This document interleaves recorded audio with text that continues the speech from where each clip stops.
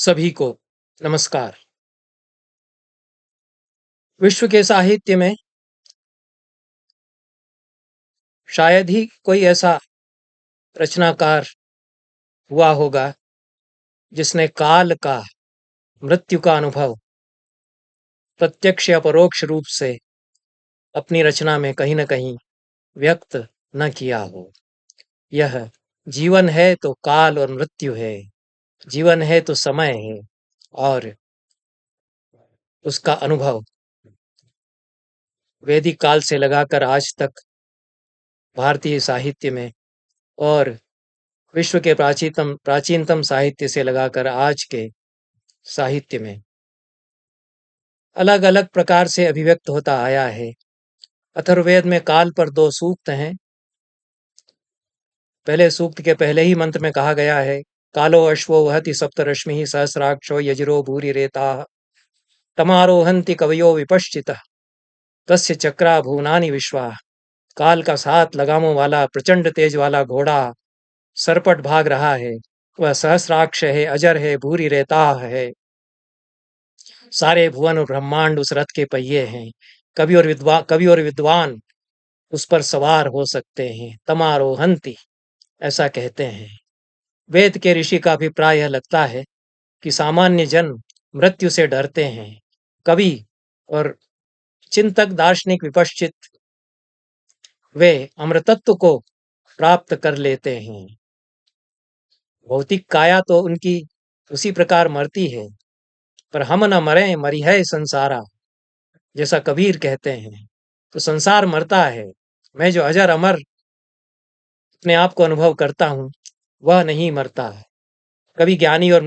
कवि और ज्ञानी जन मृत्यु का आनंद पूर्वक वर्ण करते हैं। मृत्यु का भय उन्हें नहीं व्यापता। सामान्यतया लोग मृत्यु से ही नहीं, बुढ़ापे तक से घबराते हैं।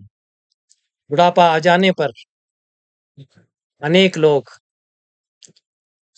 तरह तरह के साधन प्रसाधन आदि से युवा होने का और युवा अपने आप को दिखाने का जतन करते रहते हैं। युवक बने रहने और युवक दिखने की हास्यास्पद चेष्टाएं करते हैं। मृत्यु गरिमामय है, वृद्धावस्था गौरवपूर्ण है। वेद के कवि ही यह भी कहते हैं कि यह बूढ़ा बना दे मुझे।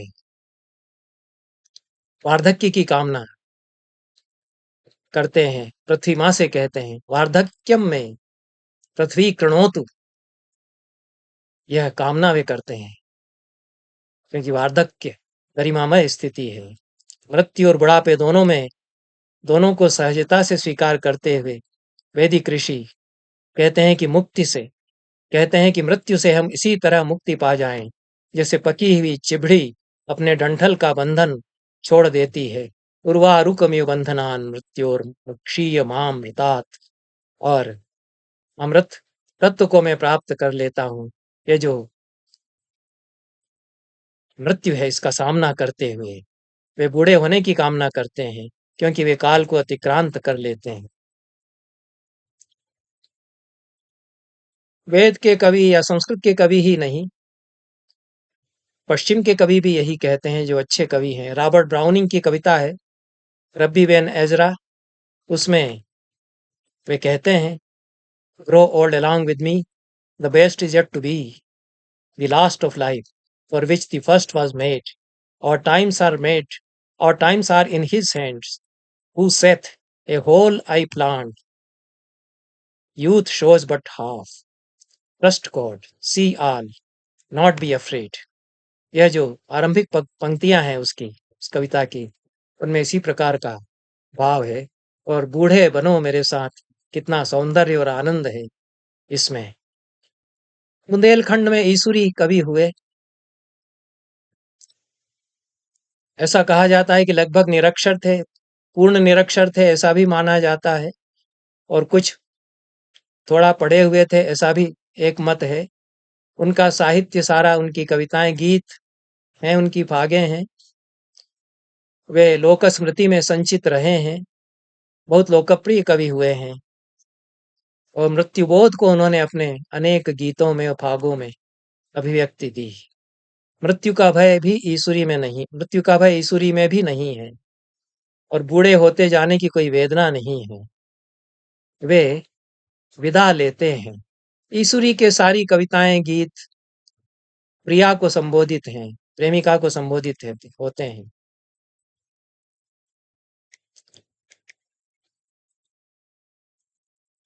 लेकिन यह गीत अलग प्रकार का है।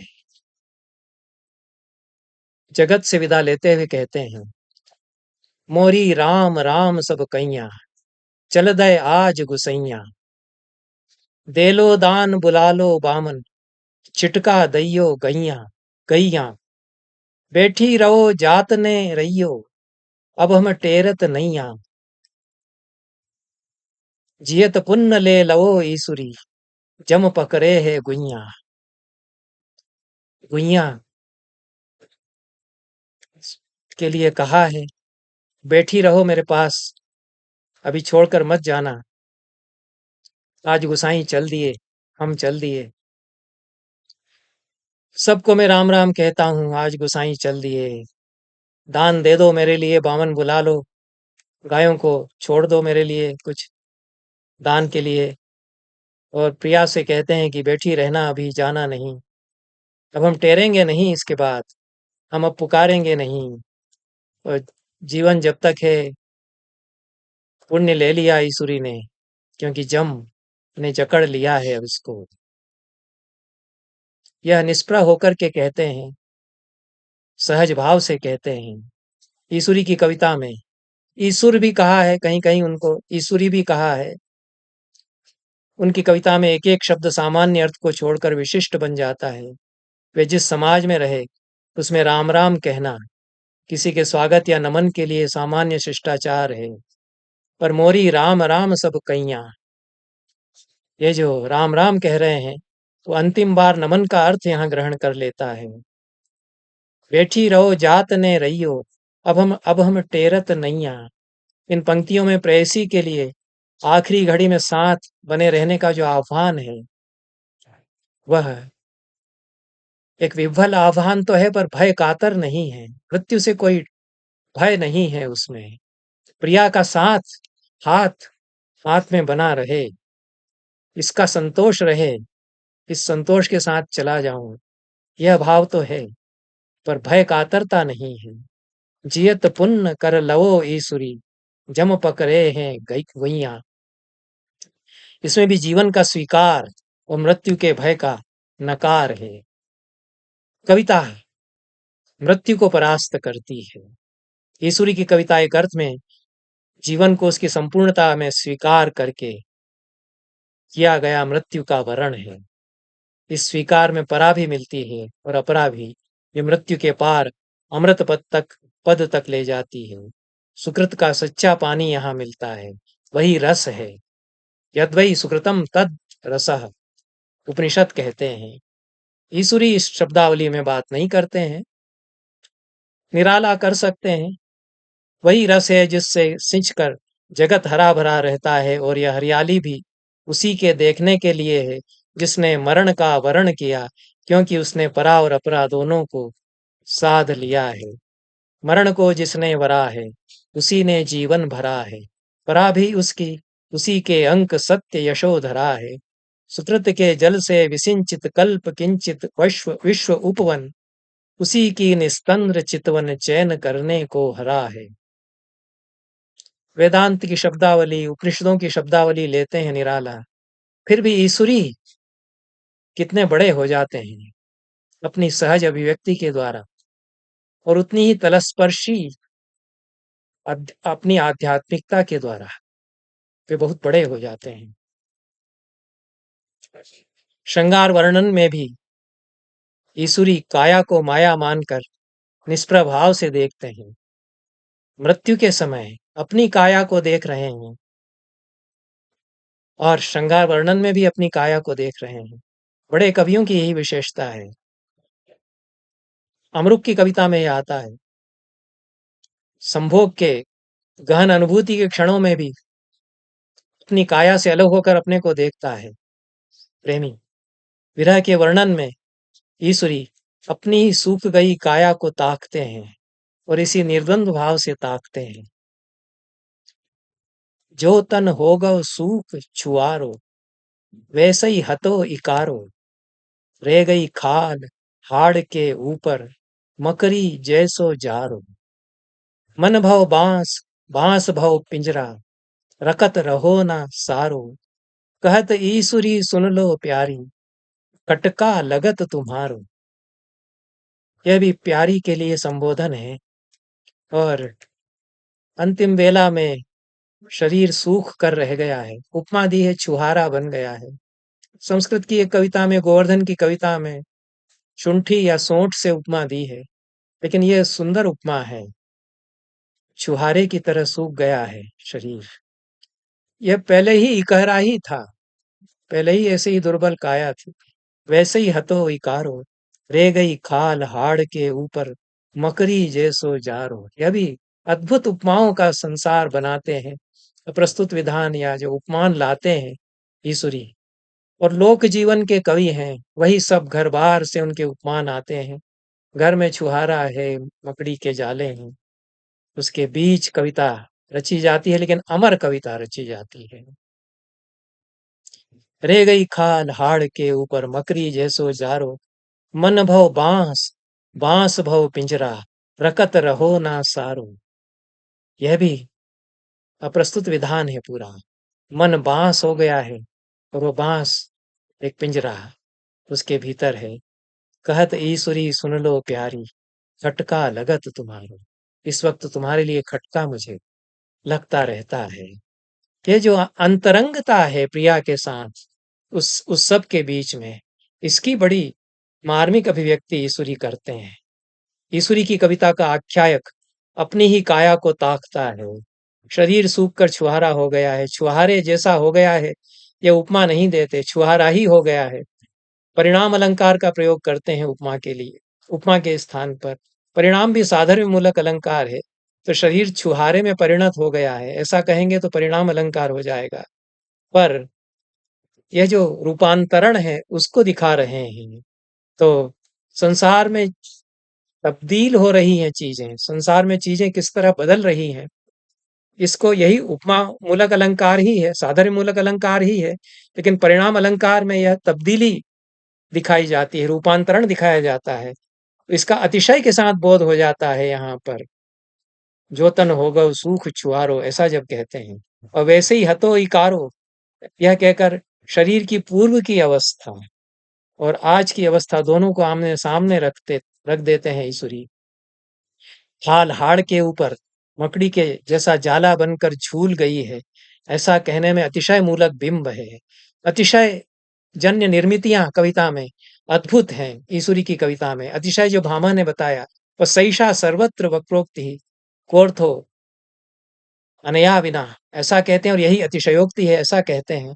तो ये जो अतिशय है, हाइटेंड स्पीच है, इससे कितनी संरचनाएं ईश्वरी बनाते हैं। अतिशय मूलक बिंब यहाँ बनता है। शरीर बांस बन गया है, बांस के पिंजरे के भीतर मैं हूँ, यह सब ईश्वरी कह रहे हैं, निर्विकार होकर विकार और परिणतियों को देखते हुए।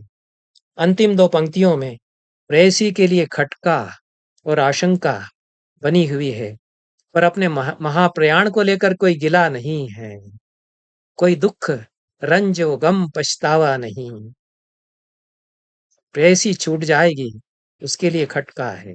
यह मृत्यु की आंख में आंख मिलाकर उससे साक्षात्कार है। कहीं काया में रहकर तो कहीं काया से बाहर जाकर ईश्वरी उस भाव को पाते हैं जो काया के परे है। काया के परे जो साहचर्य का भाव बचता है, वह ईश्वरी में है, वह प्रेम है, वह अनंत है। संसार के प्रपंच जिसे ईश्वरी काम और धंधा कहते हैं, और जिसमें देह भी शामिल है, उससे उबर कर जिस नैकट्य की कामना करते हैं, उसमें वह अनंत का अनुभव है। एंगर बेठ लेव कछुकाने, यह बहुत सुंदर कविता है, छंद है ईश्वरी का। एंगर बेठ लेव कछुकाने, काम जन्म भर राने। सब खो लगत रात जन्म भर, जो नहीं कबहू बढ़ाने। करियो काम घरी भर रें के, बिगर कछु नहीं जाने। ई धंधे के बीच ईसुरी, करत करत मर जाने। एंगर बैठ ले कछु काने। मेरे पास बैठो, मुझे कुछ कहना है। काम जन्म भर राने, ये काम तो जन्म भर रहेगा ऐसे ही। सबको लगत रात जन्म भर, रहता है रात हो जाता है, रहत को रात हो जाता है बुंदेली में। ये सब के साथ इसी तरह लगा ही रहता है जिंदगी भर। कभी ये चुकने को नहीं आएगा। बढ़ाने की क्रिया चुकने के लिए बुंदेली में आती है। ये कभी चुकेगा, चुकने को नहीं आएगा। करियो काम घड़ी भर रे के, बिगर कछु नहीं जाने। घड़ी घड़ी भर रह कर के काम कर लेना, घड़ी भर बाद काम कर लेना, इसमें कुछ बिगड़ नहीं जाएगा।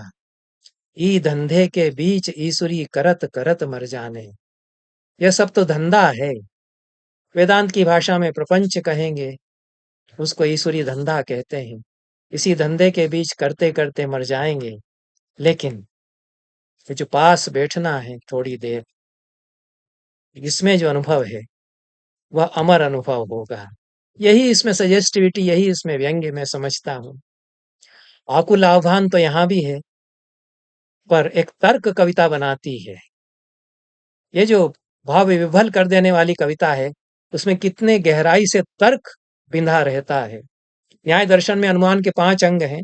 प्रतिज्ञा, हाइपोथेसिस जिसको कहते हैं, हेतु जिसको कारण कहते हैं, रीजनिंग, उपनय जिसको कारण की पुष्टि में तर्क दिया गया तर्क कहते हैं, दृष्टांत उदाहरण, और निगमन मतलब निष्कर्ष।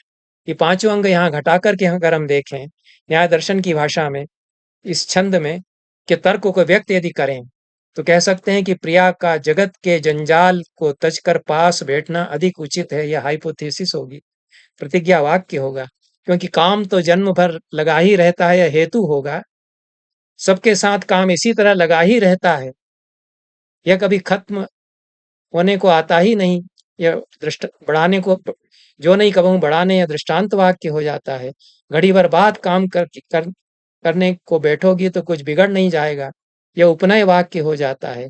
अन्यथा इस जगत के प्रपंच में काम में खटते खटते मर ही जाना है। इसलिए जितनी देर साथ बैठकर रस ले सकें वही सार्थक है, यह निगमन वाक्य हो जाता है। इसलिए पूरी तार्किकता के साथ इस आकुल आह्वान को प्रतिष्ठित करती है कविता। निराला भी वही बात कहते हैं जो ईसुरी ने कही, पर उनकी उक्ति वेदांत दर्शन के अनंत में विश्राम लेती है। वैदिक ऋषियों का मधुभाव भी उसमें आ जाता है, पर तार्किकता छूटने लगती है। जो सहज लोक जीवन से आए हुए कवि की उक्तियों में जो तार्किकता है, वो उस रूप में फिर नहीं रह जाती। निराला कहते हैं, बैठ लें कुछ देर, आओ एक पथ के पथिक से, प्रिय अंत और अनंत के, तुम गहन जीवन घेर। मौन मधु हो जाए भाषा मूकता की आड़ में, मन सरलता की बाढ़ में, जल बिंदु सा बह जाए। अति सरल अति स्वच्छंद जीवन प्रात के लघुपात से, उत्थान पतना घात से, रह जाए चुप निर्द्वंद। बात तो कही गई है कुछ, पर ईश्वरी विकट संकट में जिजीविषा का संधान करते हैं, काल से होड़ लेते हैं। एक बार पढ़ जाएं अगर हम इस छंद को एक बार हो। एंगर बैठ लेव कछु काने, काम जन्म भर राने। सबको लगत रात जन्म भर, जो नहीं कबहू बढ़ाने। करियो काम घड़ी भर रेके, बिगर कछु नहीं जाने। ई धंधे के बीच ईसुरी, करत करत मर जाने। इसको कोई तुलना नहीं हो सकती, दोनों कवियों की नहीं की जानी चाहिए। लेकिन दोनों कितनी ऊंचाई पर पहुंचते हैं, और निराला और उनके सामने ईश्वरी किस तरह बहुत ऊपर होकर के खड़े हो जाते हैं। यह लगता है मधुभाव की बजाय विकट संकट में जिजीविषा का संधान करते हुए वे काल से होड़ लेते हैं।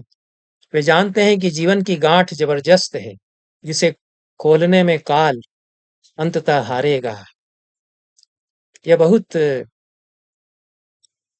विषम परिस्थितियों के बीच लिखा हुआ है।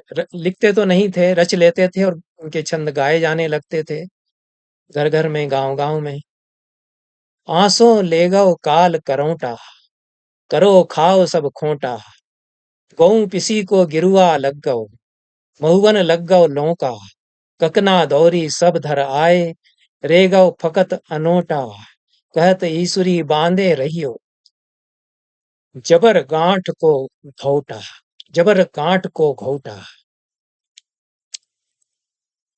बड़ी विभीषिका जो किसान के जीवन की है और जिसको हमारे साहित्य के मनीषी तो अपरिचित ही रहते हैं।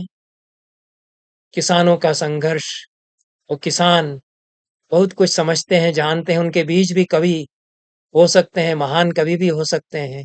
अष्टभुजा शुक्ल भी वहीं से आए हुए हैं। हम तो किसान सब जान रहे, उन्होंने कविता लिखी कि किसानी खेती के बीच और किसानी खेती में सारी फसल बर्बाद हो जाने के दुरंत अनुभव के बीच लिखी हुई कविता और रचा गया गीत है। लिखा हुआ नहीं, रचा हुआ गीत है। तो यह है, विकराल काल सब कुछ छीन ले गया, जो कुछ किया था वह सब नष्ट हुआ। गेहूं और पिसी दो शब्द चलते हैं। पिसी भी गेहूं को ही कहते हैं बुंदेली में। मेरे ख्याल में गेहूं पिसी दो अलग अलग तरह की गेहूं की प्रकार, गेहूं के प्रकार हैं। तो गेहूं पिसी को गिरुआ लग गओ, एक प्रकार का कीड़ा है जो लग गया। महुवन लग गओ लौका, और महुए में भी ये लौका लग गया। ककना दोरी सब धर आए, ककना और दोरी जो गहने थे वो सब रखाए गिरवी। रह गओ फकत अनोटा, एक ही पात्र बचा रह गया है। उस सब के बीच कहते हैं, कहत ईसुरी बांधे रहियो, जबर गांठ को घोटा। फिर भी इस जबरदस्त गांठ के घोटे को बांध करके रखना, यह अभिव्यक्ति है अपार संकट के बीच उतने ही असीम धैर्य के साथ उससे भिड़ने की। अथर्ववेद के कवियों ने, अथर्ववेद के काल सूक्त के कवि ने कहा कि काल का जो घोड़ा सरपट भागा चला जा रहा है, उस पर कवि मनीषी, कवि विपश्चित सवार हो सकते हैं। वेद तो नहीं ही पढ़ा था ईसुरी ने, कोई साहित्य भी उन्होंने अध्ययन इस प्रकार से नहीं किया था, लेकिन शारदा की स्तुति उन्होंने की है। और शारदा की स्तुति में कह कुछ वैसी बात चाहते हैं जो वेद के कवियों ने हजारों साल पहले कही। मोरी खबर शारदा लइए, कंठ बिराजी रहिए। मैं अब अक्षर ना जानो भड़ी, मैं अब अक्षर ना जानो भली कड़ी मिला दइए। तोरे डेरा हिंगलाज में यहाँ लो फेरा दइए। ईसुर कात शत्रु के बाने छीन के हम खा दइए। ये तो वेद के कवि भी कहते हैं कि मेरे शत्रुओं को समाप्त कर देना, मेरे शत्रुओं के बाने छीन कर मुझे दे देना। सेवा करो शारदा तोरी, बुद्ध बढ़ा दे मोरी। तोरे जसको हाल कात हो, तुक खां लगे न देरी। कितने सहज रूप में कहते हैं। काल फंद टर जाए, होए जो हृदय बीच उजेरी। बहुत बड़ी बात कहती है, मेरे हृदय के बीच तेरा उजियाला हो जाए तो काल के फंद टल जाएंगे। कंठ बैठ के काव्य बढ़ा दई, आप कृपा कर हेरी। ईसुर तोरे चरणन खातिर मोरी मत भई चेरी। मुझे तो लगता है कि जो अथर्ववेद के कवि हैं, जो वेद के कवि हैं, वे भी तो लोक कवि ही हैं। वो भी तो खेती किसानी के बीच ही सूक्त देख रहे हैं।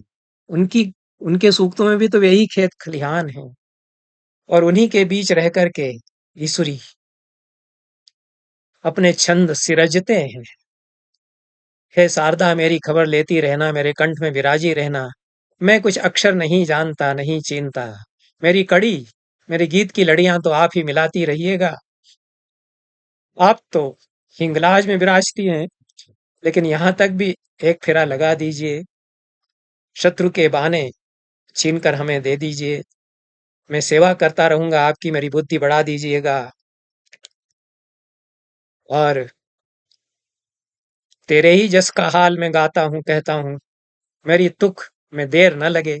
ये तो आपको देखना है।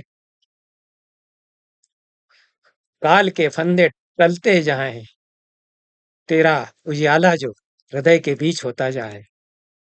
तो कंठ में बैठ के मेरे काव्य को बढ़ाती रहना। पता नहीं कैसे वेद की अभिव्यक्तियां आ जाती हैं। सब आवृधे काव्य ना, हम अपने काव्य से उसको बढ़ाते हैं। ऐसा तो वेद के कवि कहते हैं। हम तो अग्नि को बढ़ा देते हैं। वो उजाला हमारे भीतर होगा तो काव्य बढ़ता रहेगा, ऐसा ये कवि कहता है। तो आप कृपा करके हेरिएगा, देखिएगा, तो मेरे काव्य को बढ़ाती रहिएगा। ईसुर तोरे चरणन खातर मोरी मत भई चेरी। सुंदर तुक भिड़ाई है खुद भी उन्होंने, और मेरी तुक भिड़ाती रहिएगा, ऐसा भी अनुरोध किया है शारदा से। तो यह ईसुर की कविता है। परस्वादानेच्छा विरस विरत मनसो वस्तु सुकवे सरस्वती वेशा घटयति यथेच्छम भगवती। ऐसे ही कवियों के लिए आनंदवर्धन ने कहा कि दूसरे का कुछ नहीं लेता, सरस्वती आकर के घटाती रहती हैं, घटित कराती रहती हैं उसकी पंक्तियों को।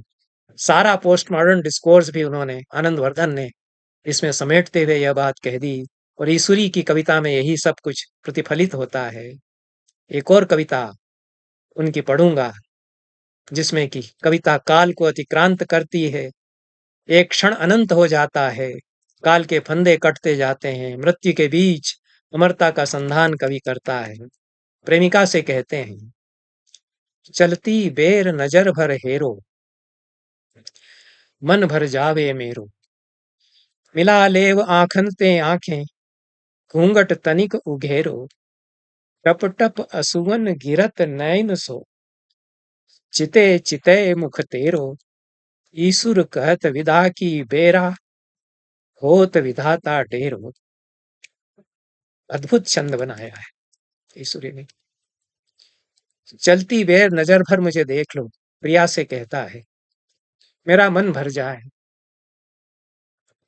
एक बार तुम देख लोगी तो मन मेरा भर जाएगा। मिला लेव आँखन ते आंखें, घूंघट तनिक उघेरो। घूंघट उठा करके एक बार मुझे ताक लो। सारा रहस्यवाद, सूफीवाद भी आप इसमें देख सकते हैं, लेकिन ये तो लोक जीवन का कवि है। पूरी लौकिक अभिव्यक्ति भी सहज रूप में है। पहले टप टप असुवन गिरत नयन सो, आंखों से टप टप आंसू गिर रहे हैं तुम्हारा मुंह देख देख करके। क्या चित्र खींचा है। प्यारी के मुख का वर्णन नहीं किया है, लेकिन अब इस चलती बेरा जगत से अंतिम विदा लेते समय जब तुम्हारा मुख देखता हूं तो आंखों से टप टप आंसू गिरते हैं। ईसुर कवि कहते हैं कि विदा की वेला में विधाता डेरो वाम हो गया है। विधाता तो वाम होता ही है। चलते समय नजर भर के मुझे निहार लो, मेरा मन भर जाए। आंखों से आंखें मिला लो, तनिक घूंघट उघाड़ लो। तुम्हारा मुख तक तक कर नैनों से टप टप आंसू गिर रहे हैं। ईसुर कहते हैं कि विदा की वेला में विधाता भी वाम हो गया है। ईसुर अनंत वेदना की अभिव्यक्ति करते हुए उस वेदना के परम पर भी अमरता का संधान करते हैं। और कविता वहां नहीं चुकती उनकी। वेदना से निष्कृति और मृत्यु पर विजय की कविता वे रचते हैं। बहुत बहुत धन्यवाद सभी को। नमस्कार।